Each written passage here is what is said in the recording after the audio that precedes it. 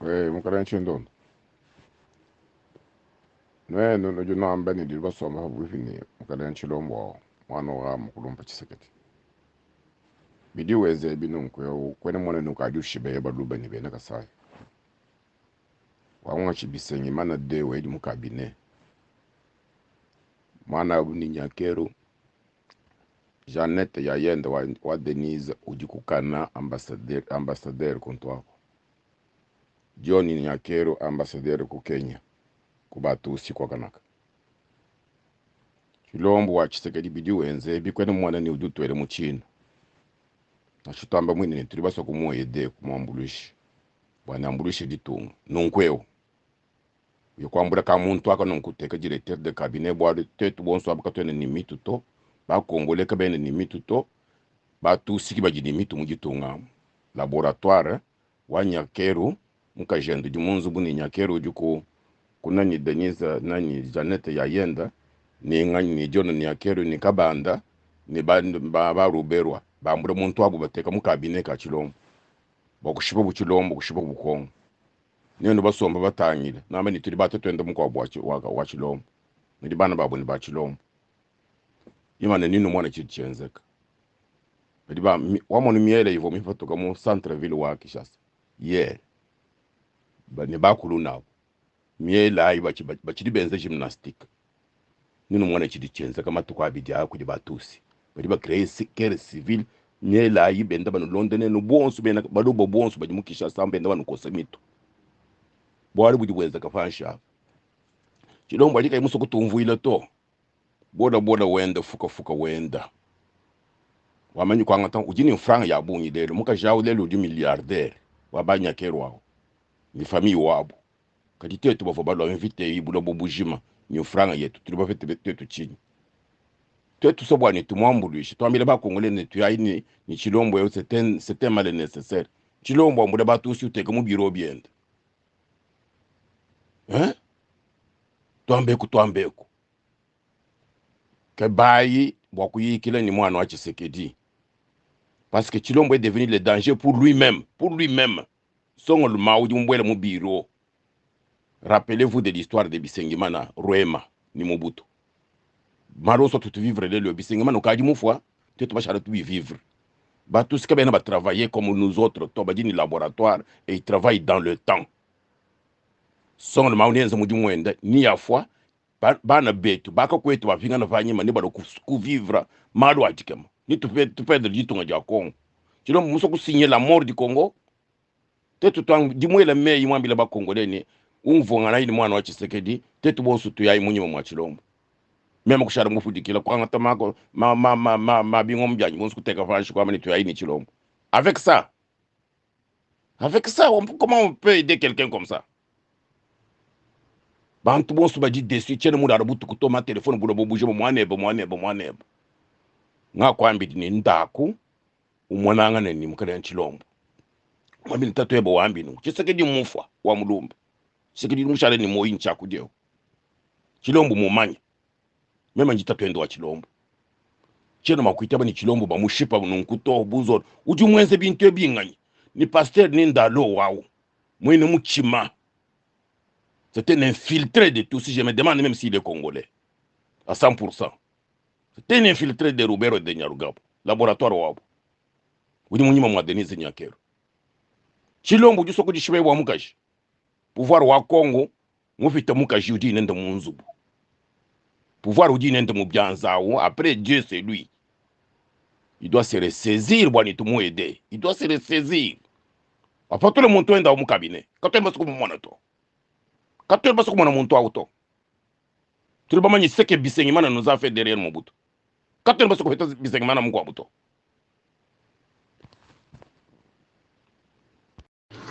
Bonjour Forum, ma bonne dimanche Nabino. Bosa bien, hein? Pour moi, franchement, Dieu fait grâce. J'espère que tout le monde va bien, se porte bien. Na Hollande, on a sepulé que l'on a sepulté na landi na ngate. Nous allons s'intéresser na bilo, on a d'autres trier na ngate comme d'habitude. Voilà. J'allais répondre un peu à monsieur notre Nokwabana, tonton Wetch. Non Wetch. Bon, pour moi, Félix, ça c'est protégé dans les mercenaires. On a un grave pété. Mercenaires à Zanzambé na likolo o a empêcher l'issa c'est où tato gauche parce que on a dit que même ba mercenaires wana bazo protéger siko parce que zana nous fruit na bango so na oloba so ezana muta contredire ngaya voilà na mota o minute na zana boya na minute azana fruit na bango ya ba occidentaux o bango bakosa bato ke bango baza bato ba occidentaux te ya wana bandimi na ba mercenaires wana baza biso te ba bato mendele te voilà ba protéger non mais mukoloka lokwa ya buka kaka mibeko lokwa ye il a toujours eu du mal il y a aucune collaboration jusqu'à la fin tel que connaît bien l'homme en question mukolo miko bungela ba ka ba mercenaires ba olia ye na facilité ba créer kambuska du mot comme oh ezwa qui est sans faire exprès c'est pas nous mais ça venir là-bas parce que par ce que ça na ba experté oh ba ya ko bimisa na aux yeux du monde que c'est eux-mêmes qui l'ont tué crainte ya bataliba foza la wana par contre quitte à moi j'aurais même pas la crainte parce que je sais comment est-ce que l'homme il est. Et en tout cas, sur 100%, non, on peut ça 40% ou bien 37%, il y a collaboration avec Kendemala Moutina Souka. Alors, on est tout le tant ou déjà on l'équipe 50%, ça veut dire que vous en avez un peu moins que rien, vous avez moins sur rien. Mundele a valeur à bas pourcentage. Si on commune à 50%, on peut se bénéfice du doute. Si on commune à 51, 52, 53, on commune collaborateur, à aider de façon qu'on continue comme matsaba, comment dirais-je, bah continue. Mais n'enga avec Félix, peut-être 37 na lobé qu'on appelle Belém, sous pesant au moins 10, qui sont stockés à 27.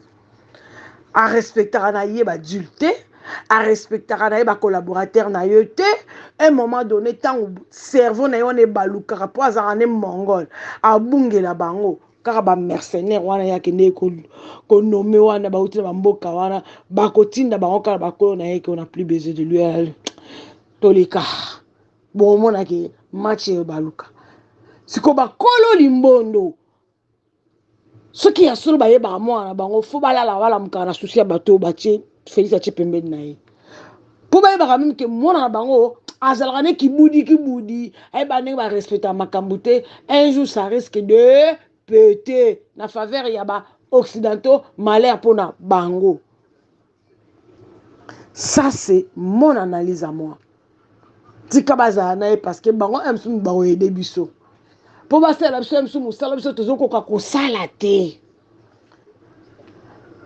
Parce que Félix le quoi qu'on a marmtina soukate mukoluka bungela kaka bango bango dit dans alembuma na kana bango ba expert ba ya démonter ou ta besoin ba ko ou ta kaka se pas na bango mona ba occidentaux ba ya ba troubler bino ka mental nanani nanana ma je suis la ratata cha mikolo to ke no bongo papa Hervé babi tiki cha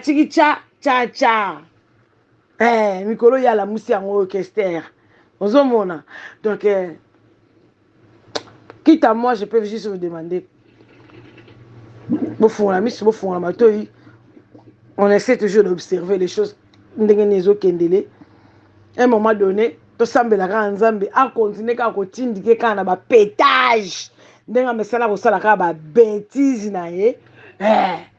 Et quand sunga biso moi alors te meni ba champagne nga champagne te peut belle ça mais je peux prendre quand même une verre ça va me faire du bien non voilà c'est à ce jour là peut-être les gens vont voir la tête de Maman Eliane voilà la moche et la vilaine de la République c'est ce jour là que vous aurez peut-être la chance de me voir voilà sinon bah bon dimanche ceux qui m'aiment pas je vous emmerde même je suis là bisous. Losako banamboka bipai bison esika bozwami.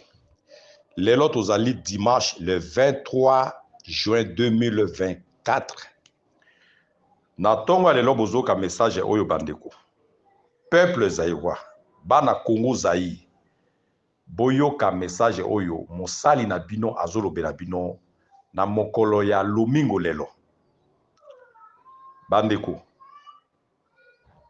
situation oyo Tilumbo azana ngona sommet ya mboka na biso bino ban sobolandaki déclaration ya Kagame sur France 24. Alors bandeko na ngai, Kagame azomi kosa. Kagame ayeba que chite na ye ezali incessamment. Chite ya Kagame ezali incessamment. Parce que Kagame na kati ya Rwanda a mis zui lokola représentant ya Nzambe.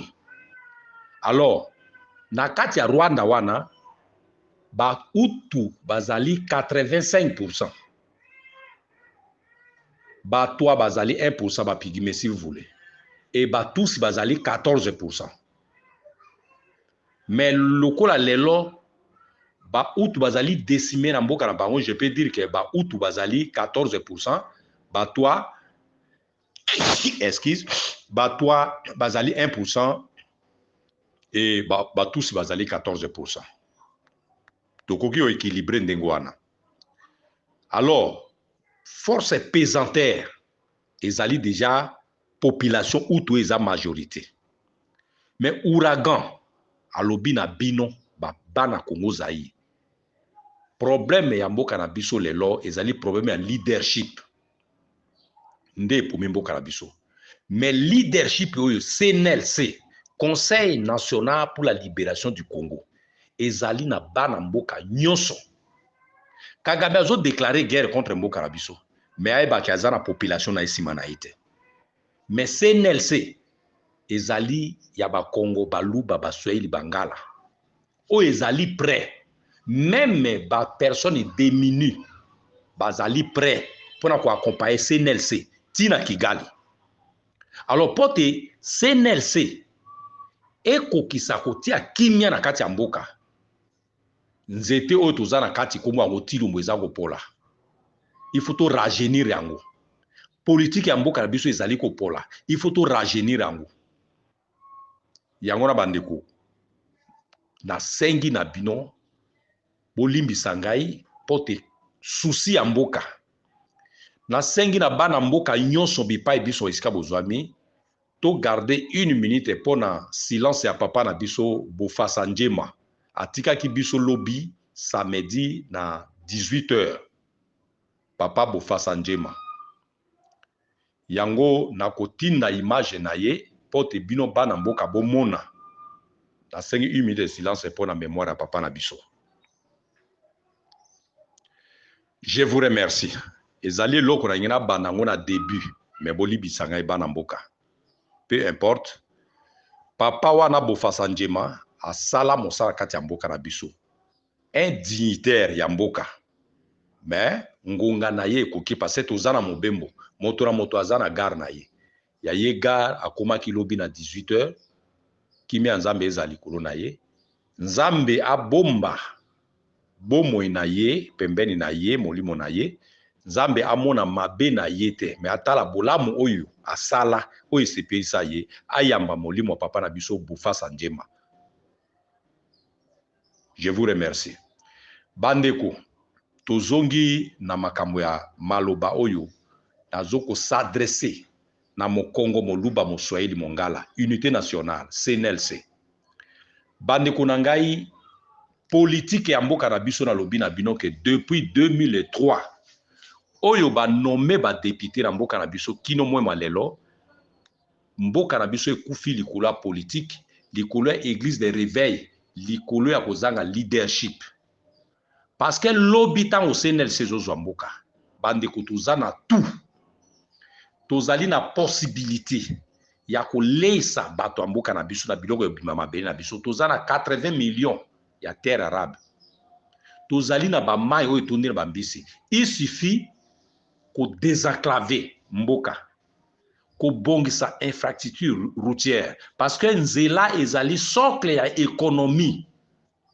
Tala zoba wana asali ata chemin de fer te akende ko zwa ba ko inaugurer ba train ya kala. Zoba a kosa bande kuna biso ya mwanda na matadi na nini na kitona na mwanda que avant à prêter serment ya coup d'état électoral na ya sali courant ko pela bande ko bokende na mwanda il y a de cela 2 jours na zalaki wana il y a 2 jours na kenda ko palper yango pona boyema kama utuna bande ko na mwanda courant ezali te oya kosaki ke courant ko zala mais inga na mwanda ezali combien de kilomètres oyo inga wana eza capacité ko alimenter Congo mobimba mais na mwanda kosaki yango na bisi bino bandeko na ngai ba Congo ke boye ba moto alokuta toza na confiance na ite na ebisi bangala na ebisi baluba na ebisi ba swahili ke toza na confiance ya Tilombo te a moto alokuta les choses est grave lobi na ebisa ki bino samedi Tilombo ake ko mema ba mercenaires blancs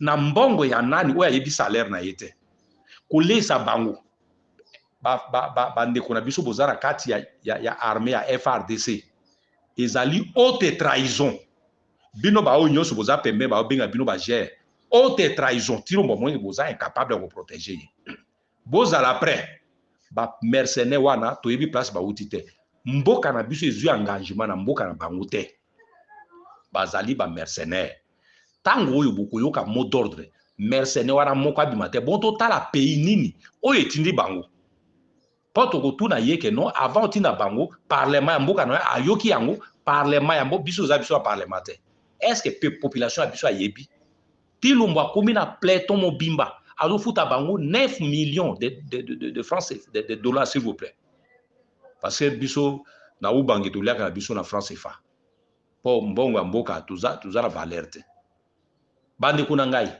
na lobi na bino 9000 francs 9000 dollars 9000 dollars s'il vous plaît oyo Tilombo do futa na bato wana 9000 dollars mais yo mozalendo ozozwa combien yo FRDC ozozwa combien yo fonctionnaire ozozwa combien moto ayebi salaire na été akede kozwa engagement boyebi moto oyo il faut to mettre vraiment noki na se akotisi EAC na mboka na biso sans que population yeba akotisi ba makambo kiliki na mboka biso sans que mboka yeba alors pourquoi toza ba député te vraiment bandeko na ngai ezali pasi na mawa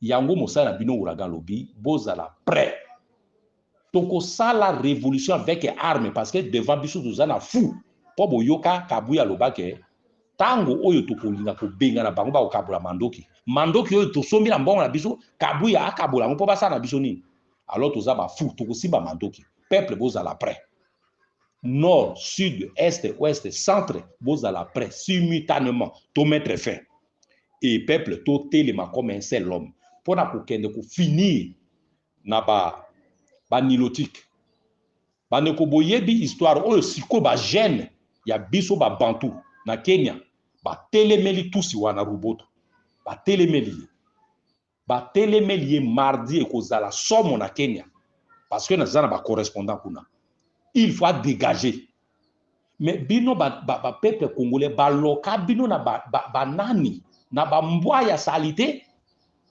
na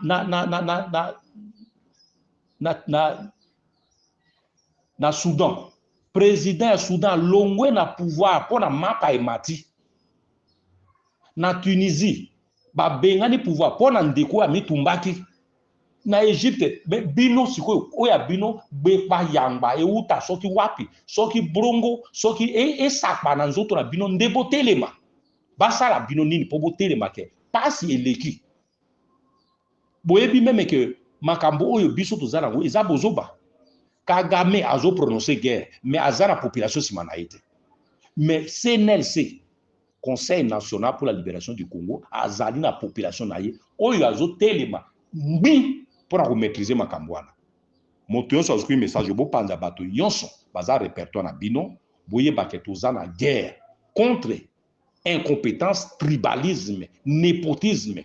Moto azo bela maladie ya trisomie 21. Wazana constipation mentale na moto na ye. Alala boya lobeli biso bangi, a tourner boy, a sanzi poso ya mbwa, alors toko mériter humiliation ndengona na devant batote. Et bande konanga ya la gère na lobi na bino bozala prêt. Pona ko sila na ba mercenaire wana. Ba mercenaire wana Tilombo ye ko futaka bango ba $9000. Porte bino boza kozwa 85 dollar be elingi koloba nini non NON oyo so zwi message bo panza ba tous ba répertoire na bino wana ezali lolaka wa bino ouragan de libération kumba kimboto balombe mbate kopi badale songa mbeli babeta kango likofi te zokoli malingi weza biado wali yekoli so bozo bengbengbe na truc ici